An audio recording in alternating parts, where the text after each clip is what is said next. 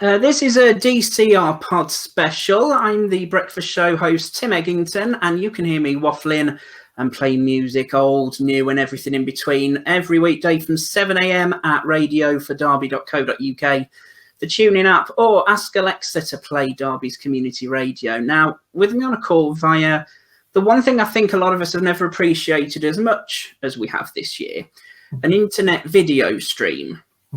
I've been joined by a Sheffield-based songwriter, record producer, and musical mentor who has had a long and hugely successful career with a string of smash hit singles to his name. He is Eliot Kennedy, and he's on the line right now. Eliot, thank you so much for joining me. It's a real pleasure. Thank you for your time. I appreciate it. Now, I'm a bit of a novice with this video streaming lot, so I'm keeping everything crossed that we haven't got any hitches on the way. So I've got some questions that I wanted to ask you. Great. So 2020 seems to have been a rather productive year for you so far. Yeah. I say so far, we're nearly at the end of it now, aren't we? You've already had a #1 on the Billboard Gospel chart this year with the late Aretha Franklin solo version of a song that she originally recorded with Mary J Blige. That's right. For the film Bobby. Yes, that's right. Yeah. And you co-wrote it with a man you've had a long-running musical partnership with, Mr. Bryan Adams. Yeah. How did that partnership happen? It happened. He called me one day when I was in the supermarket getting the studio shopping, and which is where I used to go to write lyrics. Funnily enough, I used to take my dictaphone in the supermarket and sort of get out of the studio, to write. And I was walking around the supermarket with my dictaphone, and my phone went. Now, bear in mind, I'd been to see him the night before in Sheffield because I was a Bryan Adams fan, and I still am. And he called me and said, "Hi, this is Bryan Adams." Of course, I thought it was someone at the studio taking the mic, so I swore at him. And he laughed and said, "No, this is really Bryan Adams.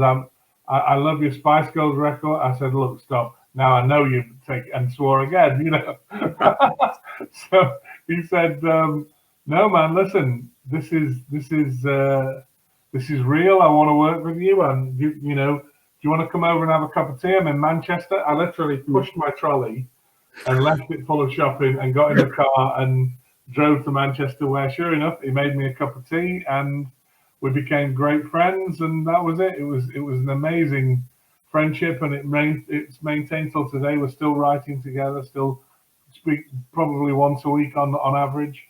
He's a great mate. Wow, great. So how did you get involved with the film about Robert Kennedy in the first place? How did you end up writing the song, and what's the sudden surge in the interest now? So that song came about. The movie was written and directed by Emilio Estevez. I don't remember him. Charlie Sheen's brother, son of Martin Sheen. And we were asked to submit a song. Bryan and I were asked to submit a song, which we'd done for quite a few of the films. Bryan and I had done maybe 3 or 4 other pretty big Hollywood movies. And it was a tough subject, but it was a subject I was very passionate about, being that Bobby was, in probably the last hope for the civil rights movement after Dr. King and his brother. So we got into this idea and we wrote a song, because the film is actually about a day in the Ambassador Hotel, which is where he gave his speech and eventually was shot by Sohan in the kitchen. Yeah. And it was about all the other stuff that's going on in the hotel that day that culminates in his California primary win, and he's clearly going to be the next president, and it's all looking good. But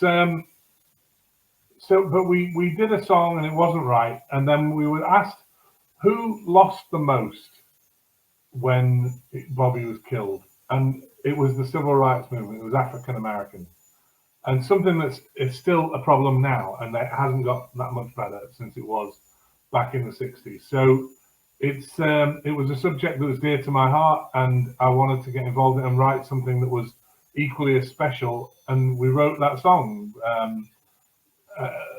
Never Gonna Break My Faith, which I think is probably one of the best songs I've written.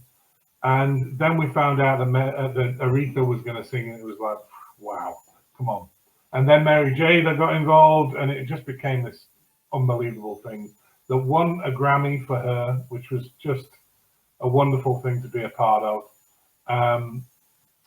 And then it sort of took on its own life recently by being adapted into the Black Lives Matter campaign, which again is, I mean, what an honor to be a part of something like this that is so important nowadays, so vital to the growth of America and America's influence on the rest of the world. So I'm honored on several levels, but that's probably the most incredible thing, to be involved in something like that. Yeah, I bet.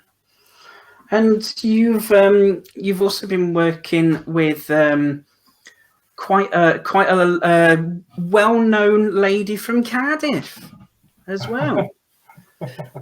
You've been recording with Dame Shirley Bassey of all people this year, and the song's called "I Owe It All to You," and it's been released. Actually, the albums I owe it to. My song is called "Look But Don't Touch," which is the current her new single, and the song was actually written as a U2 movement song. We wanted Me Too, sorry, not U2, Me Too, as in a the Me Too campaign. So it needed to be a strong female vocal, and of course, who can you get better than that nowadays? Exactly. I mean, I used to live in, and I've still got a huge connection with Cardiff myself, and she was and still is, of course, a massive deal around there, especially in the gay community in Cardiff. And I was listening to the new music that's come out today. It is today, isn't it? It was actually released yesterday. The single was released yesterday. Yeah. And it's first airing on Radio 2. Yeah, she's sounding stunning. I mean, what is it, like 70 years into her career? Yeah, I know. It's just amazing. Unbelievable. What was the experience like of getting to work with an institution? Do you know, like all of these incredible, iconic artists, that they work out pretty quickly. That to survive as long as they have done, whether it be Aretha or Celine or Dame Shirley, they just have to be really cool people, because at the end of the day, the thing that that's what you survive on, your humanity, and you work out very quickly that if you want to exist and you want people to be excited about what you're doing, you want to stay relevant in people's lives, you've just got to be a good person. That's at the end of the day, that's what inspires people. I've learned that too many times. You know, it doesn't matter how talented you are. If you're an idiot, you'll be tolerated for as long as you are current and happening. But the moment that wears off, you're history. So the quicker the better. Just be a good person. Be cool to deal with.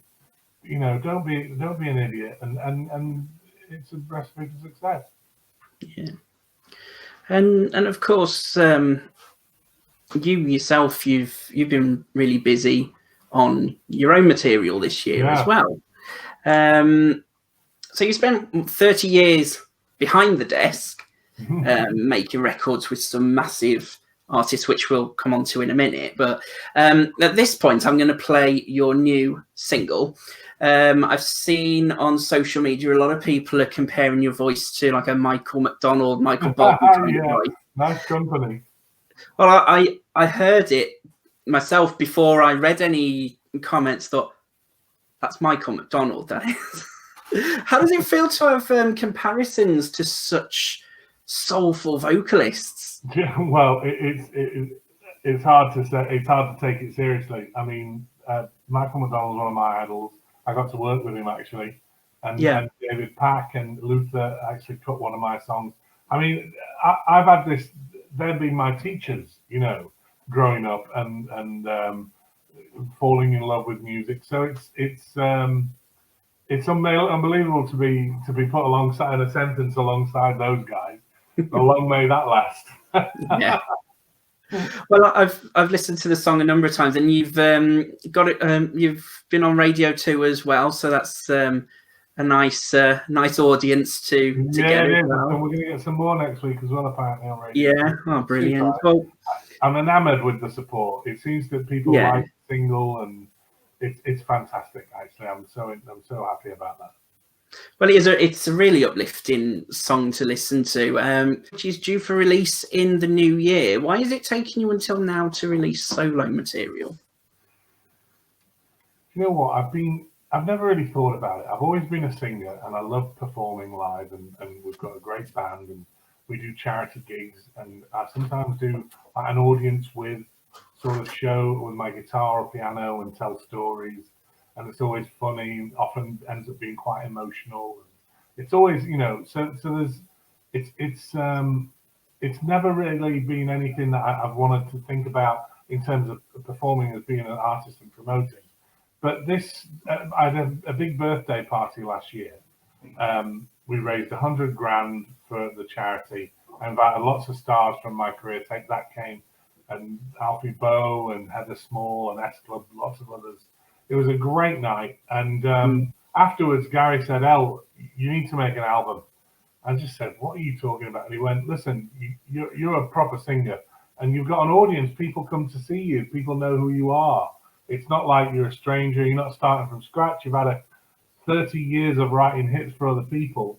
It's time that they heard you. That people heard your voice and appreciate you as an artist." So I didn't take it seriously at all. I actually thought he was insane. So I didn't think much about it. But then this year we ended up in this peculiar predicament with COVID, and we're locked in in our houses. Where I'm sitting right now, in front of me is my keyboard. This is my workstation that I'm talking to you on. This is where I make records. My microphone's right here. So I made the album right here and where you're looking at. So, and then what I would do is send it out to my other musicians, play guitar, or Tess, who's my amazing backing vocalist, also Welsh, I might add. And she would do her vocals and send them back to me. And I've mixed the whole record right here in my home. So it was the opportunity to do that, and the time to do it, and the focus to think about something that I've never thought of before. I also, in this time, wrote a different album altogether called Mind Music, which was a cathartic exercise to write relaxation music and pieces. So I did a whole album of that and released that this year as well. So that's available for those who are stressed, find it difficult to relax. It helps people get to sleep. It just helps calm you down and takes you into different environments. So that, I've actually just this week started volume 2 of that album. Okay. So it has been an incredibly busy year for me. Yeah. I have been listening to that this week, and because I'm really into the looking into mindfulness and ways to chill out a little bit, and I think a lot of people this year especially could really do with knowing what's out there to help with with just relaxing a bit. I must say though, I was so relaxed listening to my music that I did almost have a little bit of a nap at my desk. I was just a little bit too. Well, I'm not going to apologize for that. That's probably that's your body telling you needed it. Well, it's fine because I'm working from home. It means I didn't have the boss to have a go or anything. So you've got this album that's coming in the new year, A Yacht Named Sue. Yeah. What was the idea behind the title? So when Gary said you're going to make an album, I decided I'm going to do it. What I've learned, what I know about artists, is that a real artist will make music for themselves first and foremost. They make the album they want to be happy with, that they want to listen to, and that for me, that music that when I get in the car and I go to Spotify and I go to a playlist, it's a yacht rocks playlist. It's got everything from the Doobie Brothers and Hall & Oates and Christopher Cross, Steely Dan, all of that era of late 70s West Coast slick produced pop / rock. is what I love. I grew up on it. I grew up in Australia. That was all over the radio in Australia. So it's what I go to as my favorite style of music. And also the new artists, Young Gun, Silver Fox, who are just fantastic. They're on their third album's out at the moment. I discovered them, and it actually just flooded me with enthusiasm for music again. It's just like, oh my God, they're doing what they want to do. Why would I ever feel that I needed to conform to something else? So I just went back to my roots and made an album full of West Coast sounding and influenced music. So the head nod is A Yacht Named Sue, is a head nod towards Johnny Cash, A Boy Named Sue, and the style of music. So it's a head nod to an incredible artist and songwriter at the same time as a style. I thought there might be a bit of a Johnny Cash influence in there somewhere. So when is that coming out? Do you have an exact date yet? At the moment, it'll be January, probably just after Christmas, when people are wanting something else other than the old favourites and some new music, and it'll be the perfect time for a brand new piece of West Coast Americana, hopefully. And I've read that you're particularly excited about it coming out on vinyl as well. Yeah, I can't wait for that. That's actually my favourite part about making an album is to actually write the sleeve credits and the notes and put the lyrics on there, do all those things we love doing about having a vinyl album. That's going to be my proudest moment, actually holding my own vinyl album. That's the most exciting part. Do you know when it's going to be pressed yet? I don't actually. We need to get on with that. That needs to be. We're still working on the running order and what is likely to be the next single. So once we've nailed that down, we'll get into the artwork and the sleeve notes and all of that business. I'm actually quite excited about all that. Excellent. Now, I'm hoping you won't mind me saying that as a fairly stereotypical 34-year-old man of a certain persuasion, it turns out that you've actually written the soundtrack to my formative years, pretty much, with songs like Bring It All Back for S Club 7, When the Lights Go Out for 5, Guilty, which is one of my absolute favourite songs by Blue, and the #1 single, Day and Night, for Billy Piper. You've also won an Ivor Novello Award for Boyzone's Picture of You. And your first UK #1 was Take That's Everything Changes, which you co-wrote and produced with Gary Barlow. So you've touched on your relationship with Gary Barlow, and how did all that come about? Like, how did you getting to work with Take That and other major players, and like some that were still up and coming as well? And now, so with Take That, it actually all started with a hit that I had with Lulu called Independence. It was a comeback record and my first record as a producer. I'd actually made records prior to this, but this was my first release as a producer alone, because up until then I was writing and producing my own songs. And we'd had a couple of minor hits. Danny Minogue was a top 20. We'd had a couple, a Kenny Thomas hit that had been the top 10. But this was the first time just as a producer, I had a top 10 record, and it was a massive moment. And Take That's manager, Nigel Martin Smith, heard it and said to Gary, whoever's produced her has done a great job. We need to get them to produce us. So I got the phone call from RCA, would you like to work with Take That? Which of course was a no-brainer.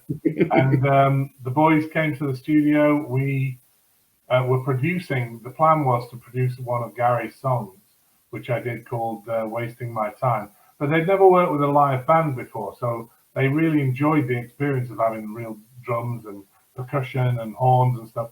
So we had a brilliant time doing it. And they'd never worked with a producer that was the same age as them. So we all became great friends, in particular Gary and I. And that led to co-writing Everything Changes. That led to our friendship over the years, and he's still my best mate, and we literally talk every day, you know. Yeah. So it starts with one of them. Lulu led to Take That. Take That led to, you know, having a #1 was of course incredible. led to working and developing young artists. 911 was the next one, and we had 9 consecutive hit records with them. And straight after them came the Spice Girls, and one of these acts would live in my house while we were working, you know. So it was pretty chaotic through the early 90s. And then I bought a studio in Sheffield, and we started the Steelworks, and just had one hit after another there. It was an incredible run through the 90s. Are just a blur to me. It was just so busy, but it was fantastic. I mean, we had so much fun, one after another. And then my relationship with Bryan Adams kicked in. That led to Celine Dion, of course, Aretha, and movie soundtracks. And it was just, I've had an incredible career that thankfully still continues. I'm still doing it. Hence, you know, a new single out with Dame Shirley at this point in my career is just so humbling. It's amazing. Yeah, I bet. And of course, Gary's got his own album coming out 4 weeks today. Yeah, he has. Yeah. Made by Humans. Have you had anything to do with the album at all? No. As always, we tend to work together on other projects. But when it comes to his, unless he specifically says, "Al, I'm short of this. Do you want to co-write with something?" But we've got musicals on the go. I tend to let him do him and take that. He does that stuff on his own. And then we have other projects that we work on. I'm always there to support, of course, and whatever he needs. And if, like I say, sometimes he'll call me and say, "Yeah, we could do with an up tempo. What do you think?" And we'll get together. But we've got so many other things going right now that it's quite nice. And in the same way, he hasn't been involved in my album. Quite nice to have your own things and share them with each other and advise each other and all the rest of it. So I'm really pleased for him. I thought the last single was super, and his album's amazing. Yeah, it's wicked. Now, I can't speak to you without bringing up a certain girl group. How did the Spice Girls end up coming to you after they did a Moonlight flit from their original management team of Bob and Chris Herbert? Wasn't there a showcase that you'd gone to just prior to them coming to Sheffield? So they did one of those, but I wasn't there. Right. I had a meeting with Chris in my manager's office about a different artist, actually, and he played me the demo of this artist. I wasn't blown away with it, and I said to him, "What, do you manage anyone else?" And he says, "Yeah, well, you know, we've got this girl band we're in development with. It's that pop R&B thing. We don't know yet." And I said, "Wow, that sounds fun. Let me work with them, and I'll work with this other girl."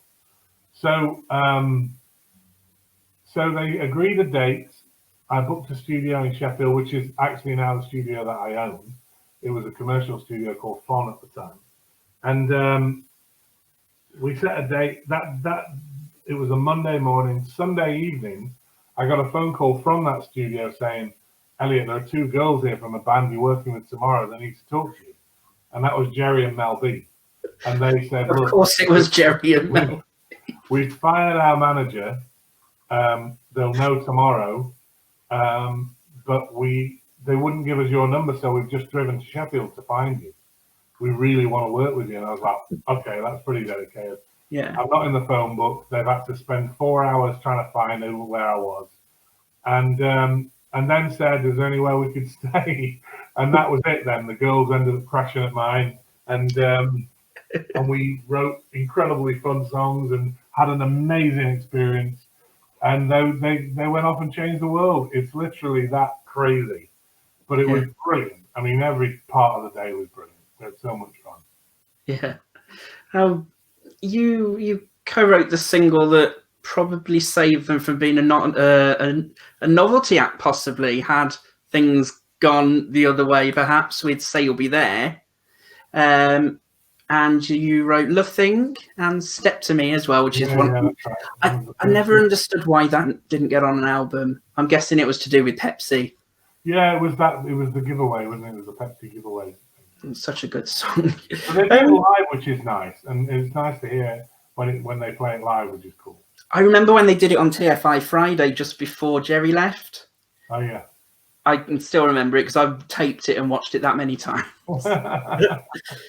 But before I've seen like the madness of everything, especially during like the Spice World era where they're doing takes of the film and then going into Winnebago to write and record in between scenes. Before that, though, before it all kicked off, how would you and the girls construct a song together? Because I know that they're very proud of the fact that they did get involved with every song that they very much they made. Proper co-writers, absolutely. The toughest thing working with the girls was trying to capture all of the ideas, because they'd sit there with a pad and a pen each and sing out ideas and lyrics, and you go, that's great, oh, that's great as well, and trying to piece it all together. And it was like a bit like herding cats, you know, because there were so many ideas left, right, and centre. So I would tend to have an idea musically, a melody or something, and sing it to them, and they would immediately come back with ideas. It was such a fluid process, really quick, really fun. And they would, like I said, they would just throw out ideas left, right, and centre. So it wasn't a difficult process at all. The most difficult thing was keeping a cohesive sort of lock on where all these different things that they would come up with to make and turn it into a song. But then that's what a songwriter does, you know. But their ideas were always great. They spoke from the heart. The vocabulary was right, so which is why they had that message, because they could. It wasn't like they got like, you know, songwriters 10 years older than them trying to write songs about young girls. It was them. It was their perspective, their views, which is why it connected with so many people. It's as simple as that. Mm.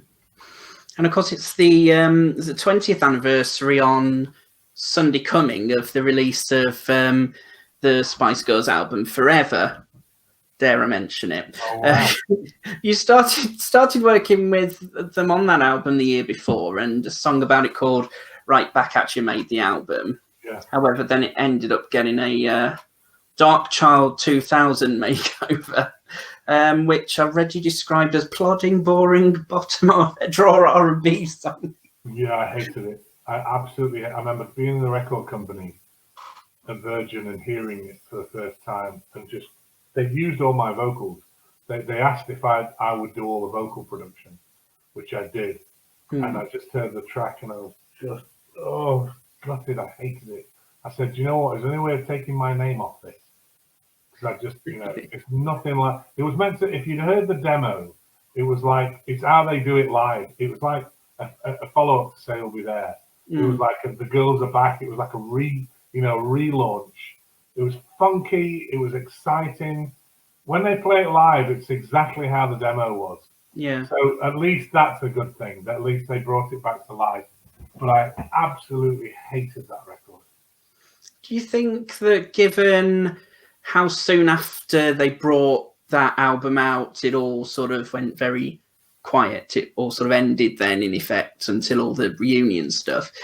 Do you think that the change in their sound was the reason that it all seemed to fizzle? Yeah, I think I certainly blame the record company. The A&R guy got it wrong. You know, the girls were busy. They rely on these executives, you know, but for their wisdom and their expertise. And the A&R guy was just so busy trying to make a record for America that they forgot who the audience were. And that was terribly disappointing. You know, it didn't. They had another great album. The second album was full of great hits. They could have gone and done another third album and probably a fourth. Yeah. But I blame the record company executive at that point. Just completely got it wrong. Yeah, yeah.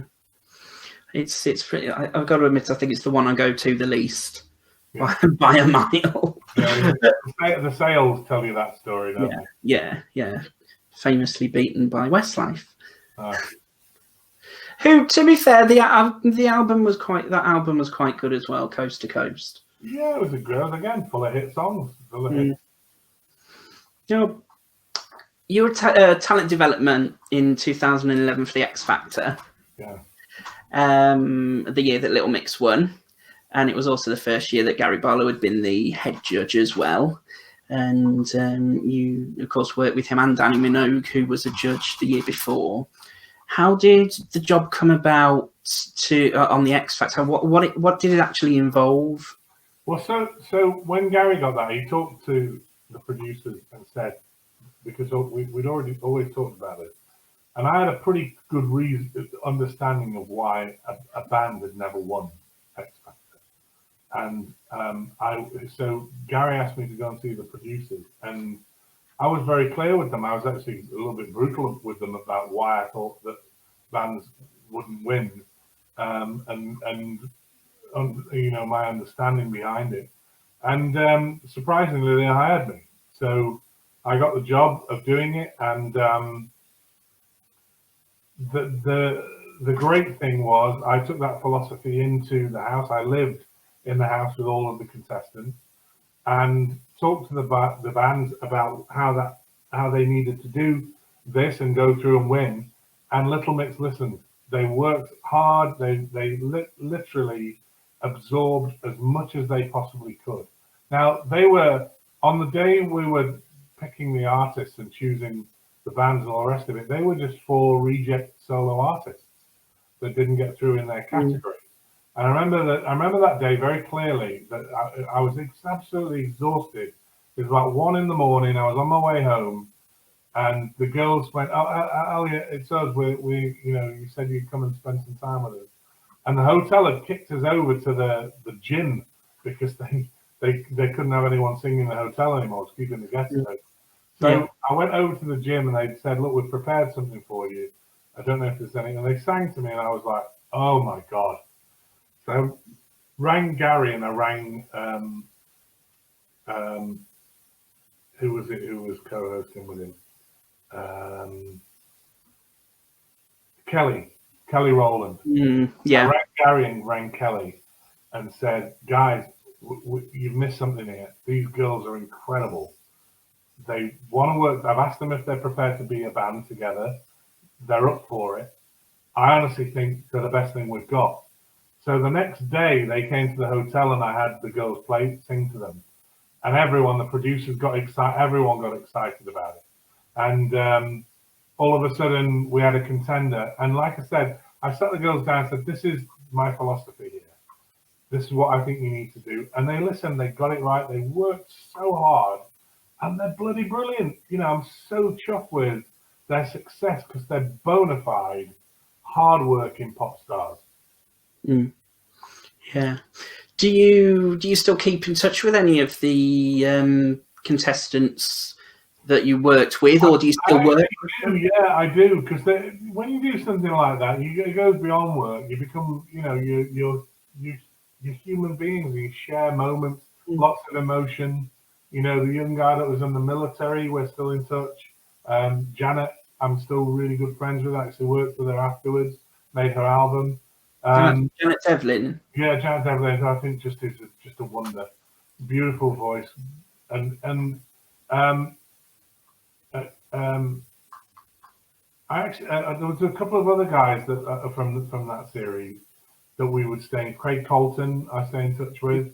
We still, you know, so it's lovely to, you know, to still have that to go back on, you know, and touch base on, and like every now and again I touch base with the Little Mix girls. It's always lovely, you know. They always remember that, the amount of time and effort we put into them. Yeah, it's that's really nice. Yeah. Well, I'm glad you did put the time and effort in, because I am a bit of a mixer. And the one thing that was a bit of a pity was that Amelia Lilly seemed to come and go from that series. She had a lot of potential, I think, Amelia. And like I say, I think in a year like that, where it was about the girls and about that, it would have been a difficult thing to try and compete with. I know Janet had a tough time competing with it, but then she was happy to go and often do her thing, which is good. But when it comes to pop, and you know, it's a tough one, I think, for X Factor artists. And as time has proven, it's not great for them. It's not the best platform. It's not. Sometimes it's good to sort of forget about all that, use it as an experience, and go off and really learn your craft as an artist. Yeah. And unfortunately, that didn't connect to her. But I thought she had a lot of potential. No, of course, the X Factor isn't coming back anytime soon, by the looks of it. Yeah. Do you think it was the right decision that they sort of put the brakes on just for now after having such a there's great no run? way they could have really done it this year, not with what we've all been dealing with. Well, in hindsight, yeah, it probably but couldn't. I actually think that the format is a bit tired and not particularly exciting. It hasn't yielded anything really to talk about or get excited about for a long time. So I think, it's probably about the right time. I mean, personally, I think probably 5 years ago could have been done with being parked as a format and let people really demand it rather than feel like it's another here we go again sort of thing. But it's it feels like that talent show attitude towards finding artists is a little bit exhausted. Yeah, I was a little bit concerned about how Little Mix's search was going to come across. Well, I mean, and it's really refreshing. It does come back, and I hope it succeeds, because I think that what the difference is when you've got people who have been out there and done it and know what the responsibility is, that those girls have worked so hard that what they would be looking for is that work ethic, because they know without it you're not going to succeed. So, and their mentors now, they're bona fide. You know, they've been writing and recording and gigging to the best audiences. So I think that they're in a perfect position to advise and look for and sponsor new talent, because they're going to be looking for the qualities they know that they had and what you need to succeed. There's no one better qualified than the artists themselves nowadays. And of course they've got their album coming out next Friday as well. Have you heard any of it? No, not at all. Actually, I didn't even know there was a new album coming this soon. But that's great. I mean, it's perfect timing for them coming up for Christmas and all. And pop, you listen, the radio love it. The one thing I've learned from putting this record out, Destiny, is people love the tempo. They love that it's up and positive, and that, you know, people need a bit of that right now, because there's a lot of upset and a lot of confused, frustrated, scared people, you know, around, and the times aren't helping. It's lots of anxiety and insecurity, and I think that that's where pop music has its best role to play. It transports you, it gets you out of your anxiety, and sort of just gives you a bit of a break from it all. Thank you. So just to round off, you've got the album coming out next year, Yacht Named Sue, and depending on what sort of COVID related rules are made up between now and the new year, what else does next year have in store for you? Anyone in particular you're planning on working with? Well, I'm writing a new musical at the moment, which is taking a lot of my creativity, which I'm excited about, and I want to make a presentation to producers early next year. We've got our musical Finding Neverland coming next September to the UK, all being well. So there's lots of promo to be done for that next year.